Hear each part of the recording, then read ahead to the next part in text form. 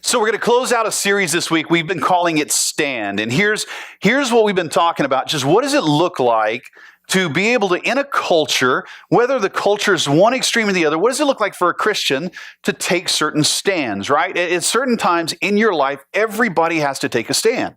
That's just, it is what it is. As a parent, you're going to have to take a stand with a child, right?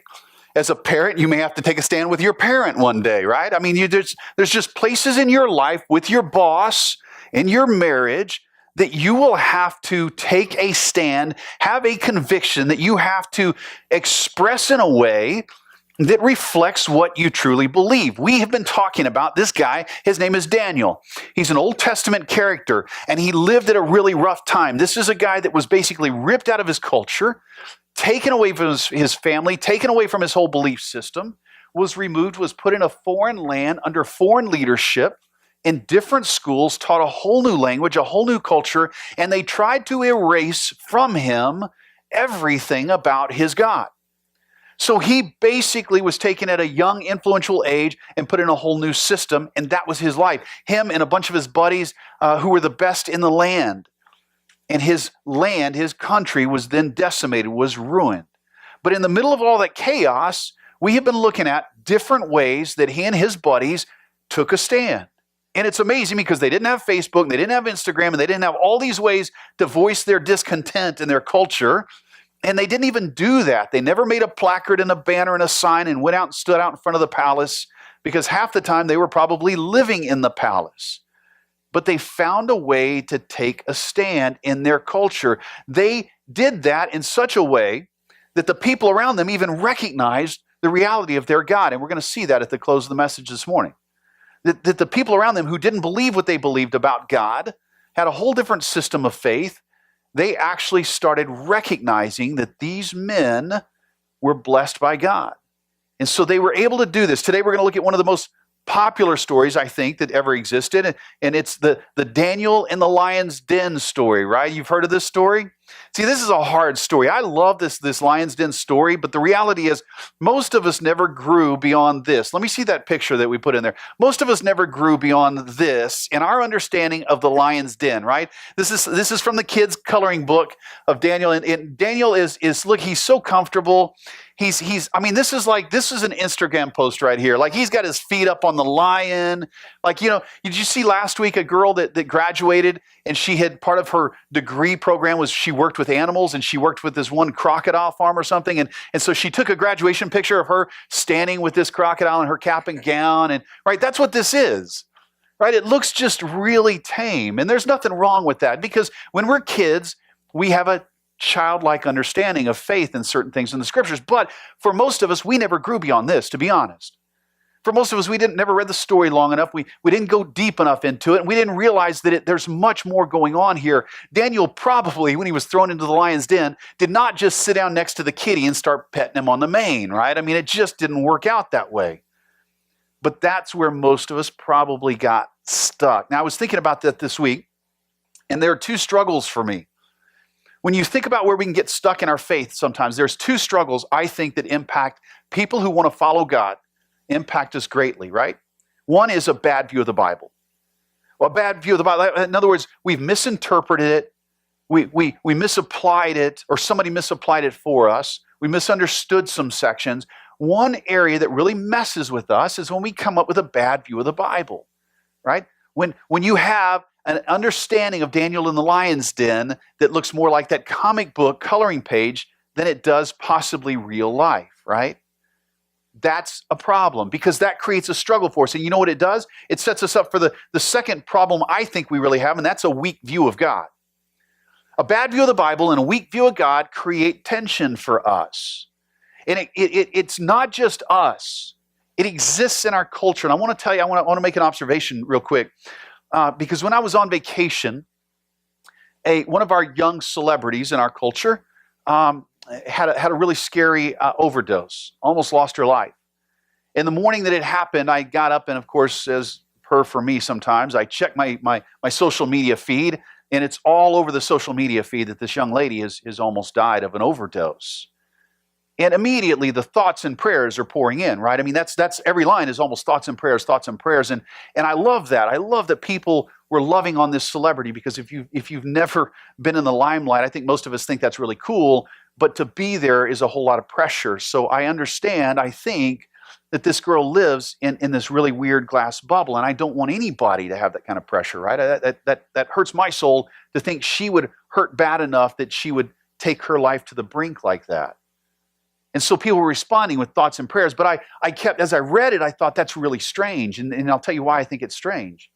Because in our culture right now, there's kind of been a counterattack to this idea of thoughts and prayers. Now, I'm not about to get political. You guys know me better than that, but there is this idea that thoughts and prayers is not enough, right? That to just say thoughts and prayers is to kind of set yourself up for saying, well, I'm not really going to do anything about it. So there's some tension with that phrase in our culture, and I think it's legitimate tension. I think sometimes we're flippant with that, but I thought about it, and I kept thinking, see, with a bad understanding of the Bible and a weak view of God, or a weak understanding of the Bible and a bad view of God, we will come up in our culture as followers and not know how to express ourselves. In fact, we'll not even know how to have that conviction, how to stand. Right? At the end of the day, this is the problem, is how do you stand in the middle of some really tough scenarios? There was a Canadian magazine article that picked up on this whole thoughts and prayers thing recently, and it's a satirical article, but put this quote on the screen. Let me show you this. This is what they wrote. Here was the subtitle. The title is America's Mass Delusion. The subtitle is, surprisingly, the strategy of praying to God is not stopping the mass shootings in the U.S. See, that's compelling. That's a good observation, right? But what does that mean for us? Are thoughts and prayers enough? Are they not enough? We're not going to take this to this level this morning, because I think there's a place we've got to start even before that. I think there's something about us, is those of us who, if you're even open to the idea of God and trying to understand what it means to follow God, there's something very basic that we've misunderstood. What does it mean to take a stand in our culture? What does it mean to take a stand in our faith? I think we've missed something very basic, and I'll tell you why. Because I think people inside the church today are starting to take on the characteristics of people outside the church. I think we are living with a certain amount of outrage, the same as the culture. Now listen to me, again, I'm not saying there's not a reason to be outraged in our culture. I'm not saying that there are not things, injustices that we need to be addressing. But is that the way the people of God, is that the way the people are supposed to profess to follow God? Should we express outrage in the same way? I think no. And I look around, and here's where I get to in this conversation, in my head, in my heart. I get there and I start thinking, why are you even here this morning? I'm not questioning your motives. Understand, this is a general question, right? So I'm not thinking about anybody in this room in particular. I'm just thinking, why do we get together like this? Why do we even go to this thing we call church? If we can't live any differently than the culture outside of this room, then why do we even come here? What does it matter? Where does that strength come from to stand? Let's close this out this morning. We're going to go to Daniel 6. Grab your worship flyer. The verses are in there. Grab your mobile device. You can pull them up. Daniel's about 80 years old here. This is interesting because by now he's serving his third king. So he's been under the leadership of at least 3 different kings, some better than others. But he has established himself. Like he has this, what they will say is this stellar reputation. He has become known as a go-to guy by the kings who don't believe in his God. Now watch this, Daniel 6 verse 1. It pleased Darius is now the new king, to set over the kingdom 120 satraps. Those are just political leaders. Okay, don't get hung up. I kind of like the word. I think we should go back to it. We're going to change that. Instead of mayors, we're going to have satraps now in this country. I think it works for me. But he says, I'm going to set up 120 satraps to be throughout the whole kingdom, and over them 3 high officials, of whom Daniel was one. Think about that. 120 satraps. This is a Persian rulership. He's picking his people, but of the guys who get the highest level of leadership right under him, who help make sure that these guys go out and do their job so the king doesn't lose influence, so the king doesn't lose his place in the among the people, he puts 3 men. One of them is Daniel, to whom it says the satrap should give an account so that the king might not suffer loss, right? There's nothing different about political machines. No matter when they existed, he's doing the same thing we do today, right? Verse 3. Then Daniel became distinguished above all the other high officials and satraps because, watch this, underline it, an excellent spirit was in him. And the king planned to set him over the whole kingdom. See, Daniel's not just one of the 3. He's risen to such a level, his reputation, something about his leadership. This is way more than just Daniel's a nice guy. There is something about this guy that the king's going, he can take care of things for me. He's going to make me look good. He is going to make me look good, and we don't even believe the same thing. Isn't that crazy? I want to show that to you a little bit deeper. I want to unpack it, so I'm going to back you up to Daniel 5 for just a second.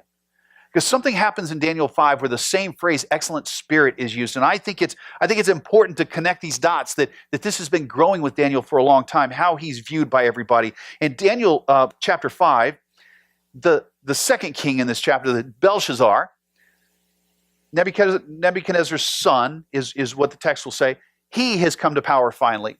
And he decides he's going to throw a big party. Now at this party, it says, there are kings and lords, wives and concubines. That means this party is lit, okay? If you don't know what that means, just go out and ask somebody. That means this party's lit. Like, this thing is turned up. You got it? You don't get it? Okay, that's all right. Stay with me. This party, whatever, pick it. I don't know what your generation was, but pick the phrase, this party, the cops are going to show up at this party, right? This thing is getting out of hand. But here's what he does. He's showing off. The king brings all of the stuff that was stolen from the temple, the cups and the bowls, and he starts putting the wine in these cups and bowls. These things that used to be set aside for the serving of God and his people are now being used in this giant party. He's showing off. So here's what happens. An arm shows up. No lie. The guests are there and everybody's having a good time and I'm sure there's somebody, when this happens, somebody's thinking, what did I just drink? But it says a hand shows up and starts writing on this wall. And nobody knows what it is. They can't read it. They can't interpret it, whatever it is. But everybody sees it. It freaks them out. I mean, you can just imagine what's going on. And when this thing happens, and it must be high enough above the crowd that everybody can see it. Belshazzar gets really upset. I mean, he's beside himself. He doesn't know what to do with this. Eventually, the queen comes in and she says, hey, remember, there's this guy we have in the kingdom. He worked with your dad, and his name's Daniel, and he can help with this kind of stuff. Like, he can tell you what that whole hand and writing on the wall, he can bring some understanding to that. In verse 12 of Daniel 5, she says, because an excellent spirit, knowledge and understanding to interpret dreams, explain riddles, and solve problems were found in this Daniel. See, the presence of God, the reality of God, the expression of his faith sets him apart. It's not just that he's intelligent. He has the ability to hear from God. He has the ability to stay calm, to speak the words of God in such a way that people will listen. I don't know about you, but at my house in the summer, we love this one show, AGT. You've heard of this? America's Got Talent. We love that show at my house. Mostly we love it because we like the stories, and then we like to see what's going to work and not work sometimes, and sometimes it's funny and sometimes it's not so funny. But for me, one of the parts of the show is I like when they call them mentalists come on. You know what a mentalist is? These are people that they're not psychics, okay? They don't profess to be that. These are people that in a way use their powers of observation to more or less convince you that they're telling you things or showing you things or revealing things that they shouldn't know, right? That they have this great power of intuition. And it's really funny because they will, if you're not familiar with them and you get really enamored by them and you don't know how they work, they will control a whole crowd by leading them through little words and phrases. And I love studying that kind of stuff. I think it's fascinating that this group think can take over, and these people called mentalists can just like walk us down and have us all believe we saw something, right? Daniel has an ability to go way beyond that. It's not about being psychic. It's simply this, that God uses him. That's it. Daniel, without God, Daniel can't interpret any of the dreams. He can't do any of this other stuff. And here's the thing. He continually responds in a way that God can use him, right? Watch what happens when he shows up to Belshazzar and he starts to call him out. He says, "O king," verse 18, Daniel 5, "the Most High God gave Nebuchadnezzar your father kingship and greatness and glory and majesty." Now, if you've never read this passage before, if you don't know the story, if you've been missing, if you've been on vacation, you need to know this king was evil. And yet this follower of God steps in and kind of points out that whatever power, whatever greatness, he talks to this king in a way that he kind of, draws him in, right? He says, your greatness, your glory, your majesty, all of that stuff, God gave you that, right? He didn't go in and just point fingers at him and start calling him names. Verse 19. "And because of the greatness that he gave you, all peoples, nations, and languages trembled with fear before you." He says, whom he would, he killed. Whom he would, he kept alive. Whom he would, he raised up. Whom he would, he humbled. This king has this unimaginable power over his kingdom. Verse 20. "But when his heart was lifted up and his spirit was hardened, so that he dealt proudly," when he just became just an arrogant fool and started boasting in ways about how he was better than God, then God finally stepped in. It says he was brought down from his kingly throne and his glory was taken from him. He says to this young king, he says, "Hey, remember your dad? Remember what happened to him? He had all this power. He had all this glory. He could do whatever he wanted. It wasn't good. It wasn't biblical. It wasn't what God would call him to do. But God allowed him to exist and to have this power and to create this kingdom and this world power like nobody had ever seen. But God only walks so far. At some point in time, he gets overthrown.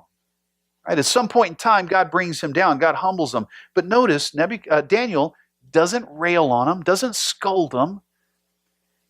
He doesn't question him about, "Hey, you shouldn't have grabbed those utensils." He doesn't just make him feel bad or embarrass him. He just tries to bring him around to the reality of what he's doing. And he goes on then to talk to him about the writing on the wall. Here's the thing you need to notice about Daniel continually. No matter where you read about him in the scriptures, he is a man of convictions. Daniel was a man of convictions. He didn't let his convictions drop away when he got in a hard situation. He didn't let things overcome his convictions. It wasn't about making it personal, right? It wasn't about taking Belshazzar and saying, "Look, you dummy." Right? And think about today. Think about the way we call each other names or call each other out. Not that you would do that, but you see it every day.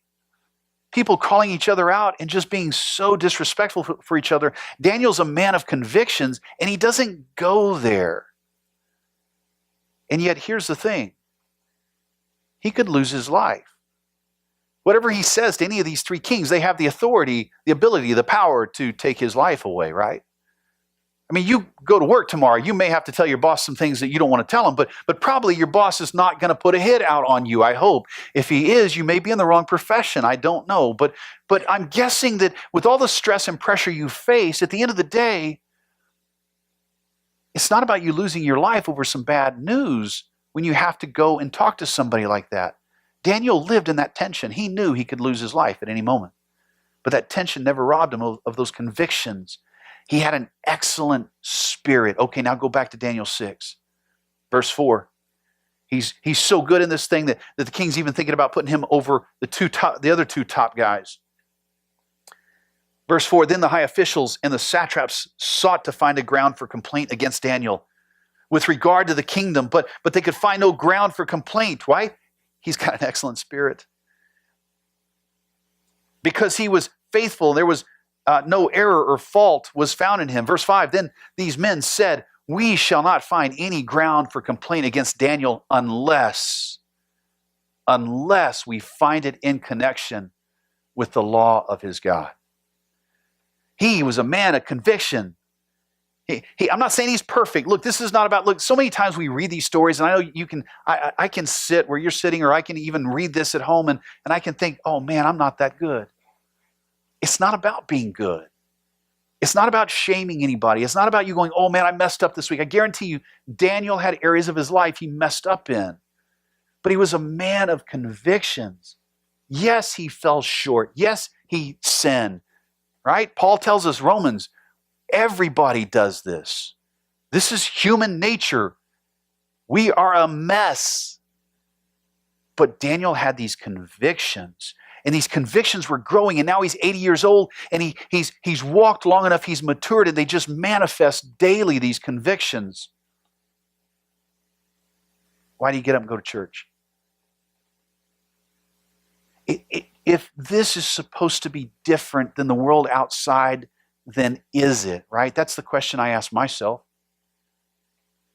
I don't think that I'm immune to the questions. I ask myself all the time. I sat with a young pastor last week.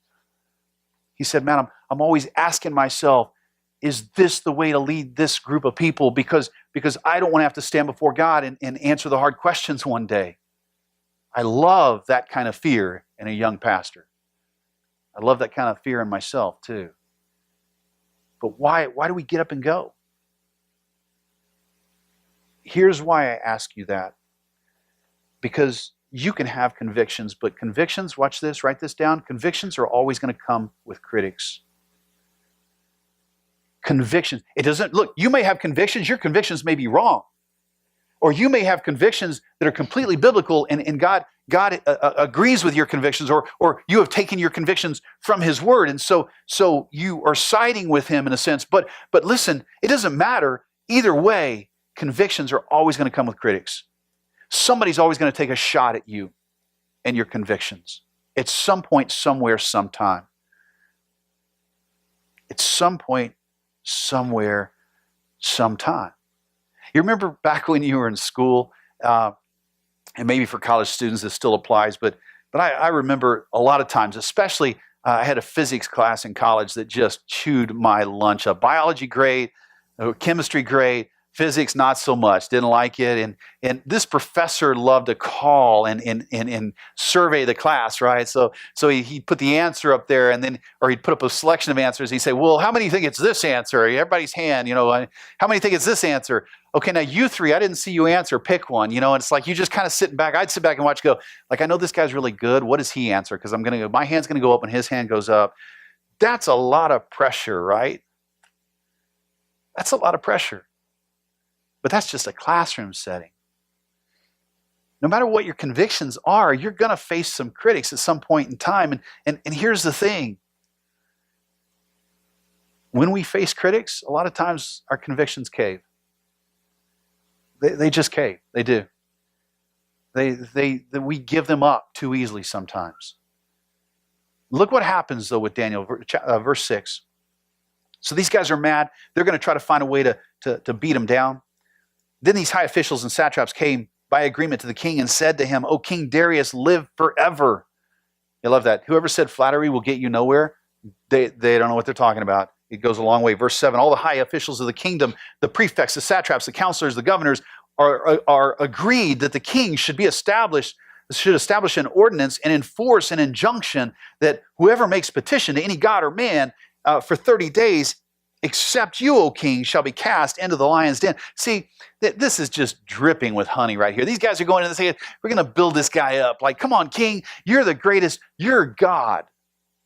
You're a God. In fact, you need to do this. We all agree. Like, your people need to serve you like you're just a true God. And they butter him up.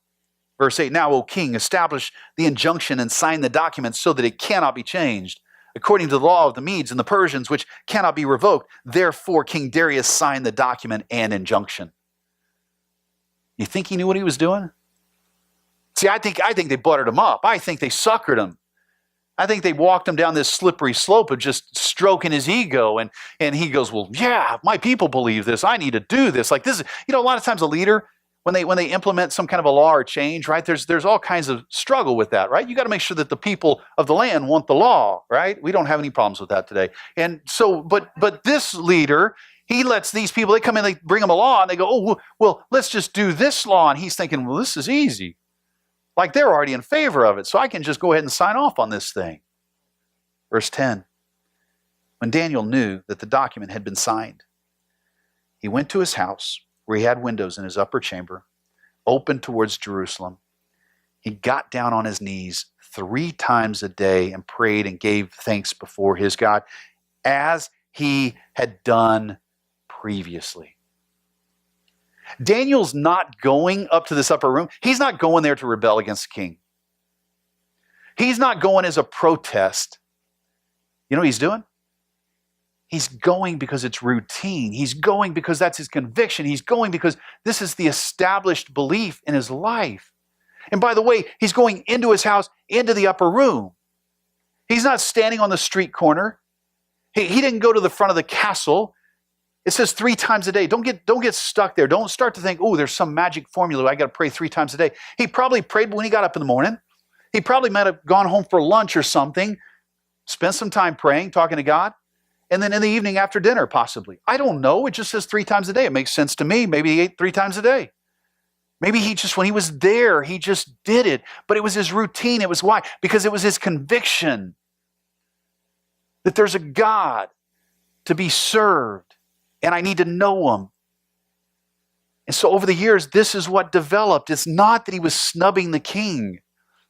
He was just doing what he was doing. You know where this really gets under my skin a little bit, and I hate to say this because I did 18 years of youth ministry, right? So I've known young people. I've worked with young people a lot of years, and it kind of makes me mad sometimes when I see young people, pitching a fit about, oh, we can't pray in school, or we can't carry our Bibles in school, and then we stir all this stuff up. Because let me be brutally honest, a lot of times it's a parent behind the kid doing that. Right? What first graders carrying their Bible to school? They're probably trying to figure out how to read, right? They're probably trying to figure out the work they got to get done. Daniel doesn't rub anybody's nose in it. He doesn't try to snub anybody. He just does what he does. If that's your conviction, right? Go with it. But I see these convictions in the scriptures, and I see guys like Daniel, and it's more about walking it out with a level of civility and conviction. And let me show you how that works out. Verse 18. So they find Daniel. In fact, let me read the last part of that verse. I didn't read it. Starting in verse 11. Then these men came by agreement. Conspiracy theorists, here it is. Man, it's right there. These men had agreed, they pre-agreed. They came by agreement, and they found Daniel making petition and plea before his God. So they turn him in. The king's now caught. The king's got to send him to the lion's den. And what happens? The king just paces all night. He's so upset. Verse 18. Then the king went to his palace and spent the night fasting. No diversions were brought before him, and sleep fled him. Then at daybreak, or at the break of day, the king arose and he went with haste to the den of lions. Listen, kings don't go anywhere in haste. You understand that, right? Like they're the kings. They get to do what they get to do in their time. This one is distraught. He goes with haste to the den of lions. As he came near to the den where Daniel was, he cried out in a tone of anguish. Again, not a very kingly manner, probably.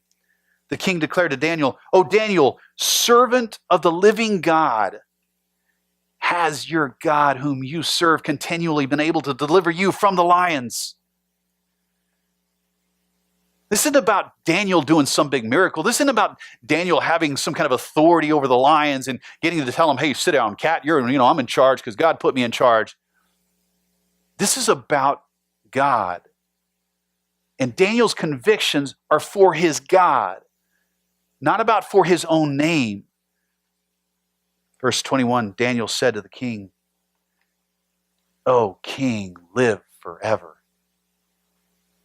I would rewrite that section. I would say, "Oh, king, your God stinks," except I might not say that. "Your God's no good. Look what my God did. Let's see you come down here for a night, big boy. Let's see what happens when we throw you in here. I told you I was right." I might even throw a "can't touch this" in MC Hammer voice. Daniel responds with this respect, though. Man, that's so convicting to me. Like, how many times do I respond without respect in my life all week long?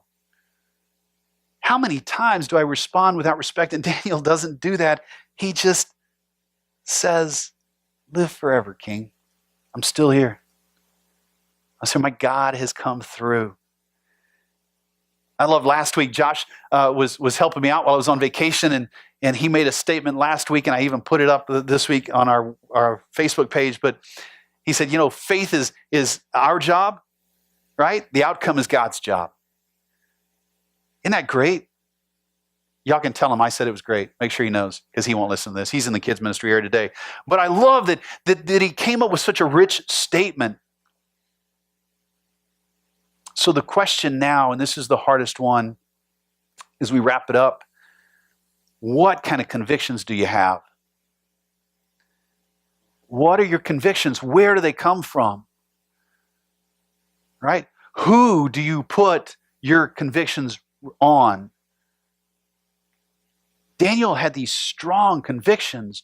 And look, things looked bad and life wasn't going well. And the culture was around him. His own personal culture was destroyed, and this other culture is encroaching, and he's in the presence of evil kings. But ultimately, he had this conviction. And here it is, in spite of appearances. Write this down. Here it is. This is a core one. That kneeling to pray is where he would gain the strength to stand. He had a conviction his God would deliver. That spending time with God in prayer was more important than standing up and protesting a bunch of things. Now, folks, I get it. If you're not a follower of Jesus Christ, that sounds crazy. It sounds insane. It sounds like you're a pansy. You're lazy. I'm not telling you that there are not times to get up and move in culture, but I'm telling you, listen to me, where does your own conviction, where's your own strength come from? Why do you even get up out of bed on a Sunday morning and come here, right? I wrestle with that for me. Do I believe what I'm telling you, what I think the scriptures are teaching? And if I do, does it change my life tomorrow morning when I get up and the routine of the week starts to settle in? Does it impact my attitude with my kids or my wife? Or with the crazy people on the highway system around here? Or with the crazy engineers who keep changing the highway system around here? What convictions do you have? And have you grown aware that time in prayer, that kneeling to pray, is going to be the thing that gives you the strength to stand as life goes on? I thought I would read to you a couple of other people to me that carry even more weight than me sometimes when I say things. And so I pull up some of my favorites, like Martin Luther. He would say this: to be a Christian without prayer is no more possible than to be alive without breathing. You cannot be a Christian if you do not pray. Do you understand that? In other words, to be in relationship with the God of the universe is to have a conversation with him, because that's all prayer is. But to say you're a follower of God and to never talk to him would be like to say I'm married to my wife, but I don't live with her and I don't talk to her and I certainly never call her on the phone, right? What good is that marriage? Soren Kierkegaard, somebody everybody in here reads weekly, I'm sure, said it this way: prayer does not change God, it changes him who prays. Right? One of those ancient arguments. Well, can you change the mind of God? You're asking the wrong question. Because prayer is about changing me. It's about changing my perspective. What would happen if Daniel had gotten thrown in the lion's den and the lions ate him? What happens if you pray for somebody to be healed and they die?